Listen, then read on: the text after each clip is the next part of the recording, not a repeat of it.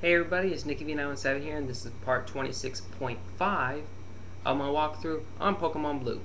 Now I'm doing this part in order to talk about all of the Pokemon that you can find on Safari Zone, since there are so many Pokemon in this place that I figured that a separate video should be made to talk about all the new Pokemon that you can find here. Now most of the Pokemon that are in the Safari Zone, as I mentioned, are Pokemon that you can find. Well, not most of them, but some of them are ones you can find outside the Safari Zone walls. The Nidorans, the Parises, and the Cubones can all be found outside of the Safari Zone. But there are a ton of Pokemon that you can find, although the ones that you can, or the new ones, are usually fairly rare. Let's go ahead and get started with Execute. Execute has really high stats, a bunch of resistances. It can learn the combo of Hypnosis and Dream Eater, which is really good. The only problems are it doesn't learn Psychic Nat, or through leveling up, you have to use a TM on it. And seeing as how it's a dual type Psychic, it doesn't come with all the advantages of being a Psychic. It does have other weaknesses as a result, but it's still a Psychic type, so it's really cool.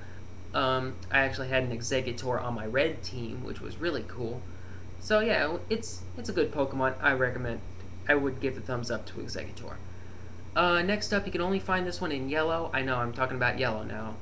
I've decided to go to that step now. In yellow, you can find Tangela.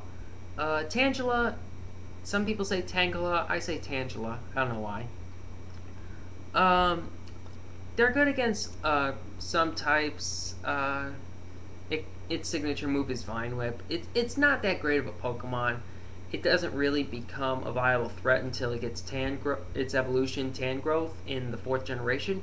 So I don't recommend Tangela.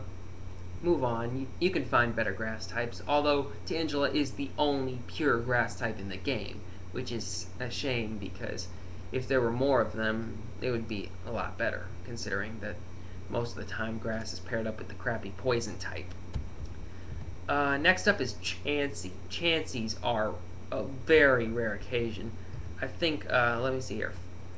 2% chance of seeing them in red or blue in the main area, 4% chance in area 2, and 4% chance in area 1 in yellow, 5% in main area. Really rare to find in any version. And if you're lucky enough to see one, like I was back in the last episode, you're definitely going to want to catch one. The best HP in the game, bar none. The only Pokemon that has a higher HP to this date is its evolution, Blissey. There's not really that much bad you can say about him. The only really bad thing that I can say about him is that they have the lowest attack and defense in the game, but it learns a bunch of special attacks through TMs, so if you're willing to throw in a TM or two, it's a really great Pokemon, and it's the only Pokemon in the game, other than, of course, Mew, that can learn Soft Boiled with TM41, which can actually restore HP to the other members of your party.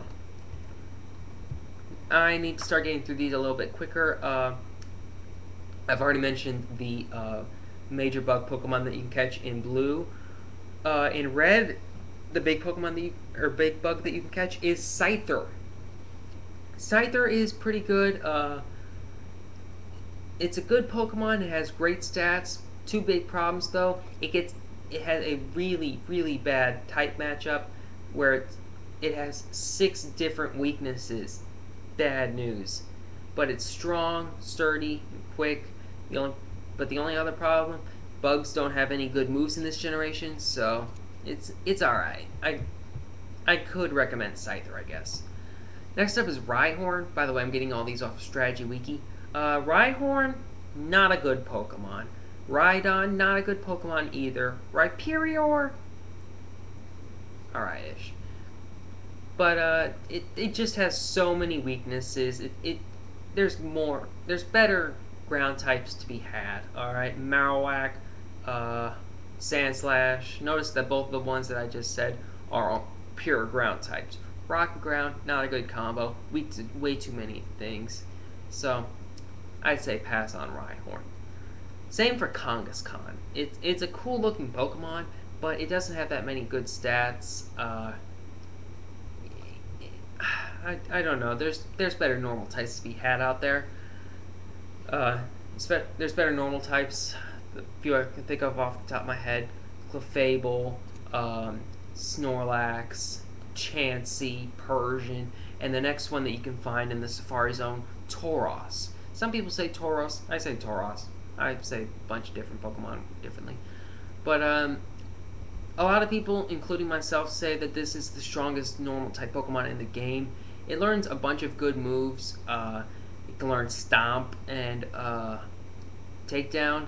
If you throw in Earthquake, then it can learn through TM and maybe a couple of special TMs like Fire Blast, Thunderbolt, Ice Beam, which you can learn them all. Then you got yourself a very solid Pokemon on your hands. Definitely recommend Tauros. And finally, the Pokemon that you can get through fishing. First up is Psyduck. Psyducks are okay. Their evolution Golbat is really speedy, but it's pretty much lacking in every other stat. Really, I'd say pass on Psyduck. And the last Pokemon that I haven't mentioned is Slowpoke. It's a pretty good Pokemon. A Water Psychic is kind of a weird combo, but Slowpoke and Slowbro learn some pretty good moves. But the speed really kind of kills it. Personally, I'm not a big, or I don't really mind slow Pokemon. I prefer Pokemon that have high HP and special defense. That's just my personal opinion. But you can do better for Psychic types. You could do better for Water types. In fact, you could do better for dual Psychic and Water types. Starmie is personally, in my opinion, a better Water Psychic than Slowbro, but it's still not bad.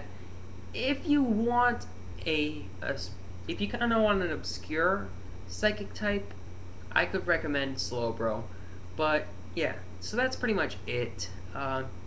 Also in this area that I've already mentioned, Nidoran female, the Nidoran female family, the Nidoran male family, the Paris family, Pinsir, Cubone, and Dratini. So yeah, that just about does it. So this has been Nicky V917 saying thanks for watching, and stay tuned for part 27 of my walkthrough on Pokemon Blue. I will see you next time.